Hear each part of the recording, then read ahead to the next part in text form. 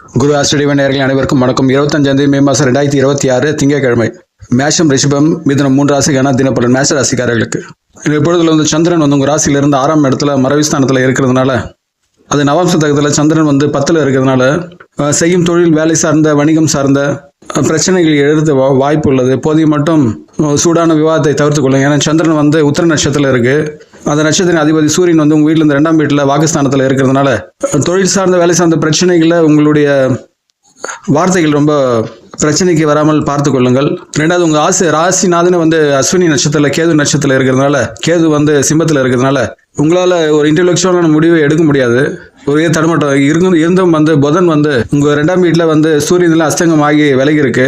ஆனால் உடனே முடிவு எடுக்கலாம் கூட பின்னாடி அதுக்கான பிரச்சனை காரணம் உங்களால் புரிந்து கொண்டு சரி செய்ய முடியும். 12ல் இருக்க சனி வந்து உங்கள் 6ஆம் வீட்டில் இருக்க அந்த சந்திரன் பார்க்கறதுனால தொழில் ரீதியாக, வேலை ரீதியாக தான் சில சடங்குகள் உண்டு.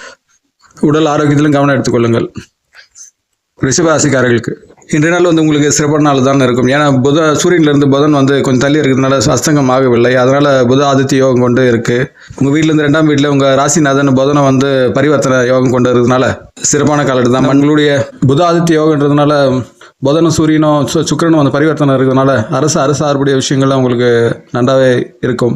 தாயின் உடல்நிலை மற்றும் வந்து மண்மனை வீடு, வாகனம் சார்ந்த விஷயங்களில் கொஞ்சம் கவனமாக இருங்கள்.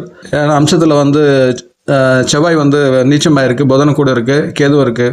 ரெண்டாவது, சனியை 3ஆம் பார்வையாக உங்கள் வீட்டு பார்ப்பதனால் தடைகள், காலதாமதம் கொண்டு தான் இதையும் வந்து உங்களுக்கு கிடைப்பதாக இருக்கும். இன்றைக்கு வந்து ஒரு விதமாக ஏற்ற இறக்கும் நாளாக தான் இருக்கும்.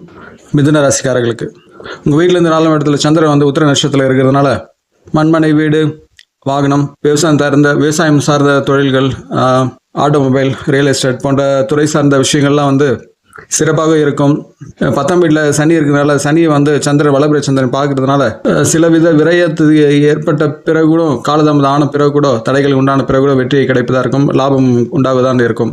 ஏன்னா உங்கள் ராசிலேயே வந்து சுக்கிரனும் குருவும் இருக்குது. புதனும் சுக்கிரனும் பரிவர்த்தனை இருக்கிறதுனால எவ்வளோ பெரிய தடைகள் வந்தாலும் உங்களுக்கு புத்தியால் அதை சாமர்த்தியமாக்கி லாபத்தை ஏற்படுத்தி கொள்வீர்கள். ரெண்டாவது, குருவன் சுக்கிரன் வந்து ஒரு 13-14 டிகிரி தள்ளி இருக்கிறதுனால அதான் 2 பகைக்கு இருக்கு. அதனால எந்த பிரச்சனையும் கிடையாது. அதனால் பிள்ளைகளின் கல்வி, ஆரோக்கியம், கணவன் மனைவி உறவு, தந்தை வழி சார்ந்தவர்கள் ஆதரவு எல்லாம் சிறப்பாக இருக்கும்.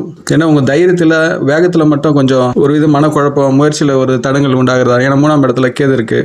இன்றைய நாள் உங்களுக்கு வந்து ஒரு வித ஏற்றம் கூடிய நாளாக தான் இருக்கும். வாழ்க வளமுடன்.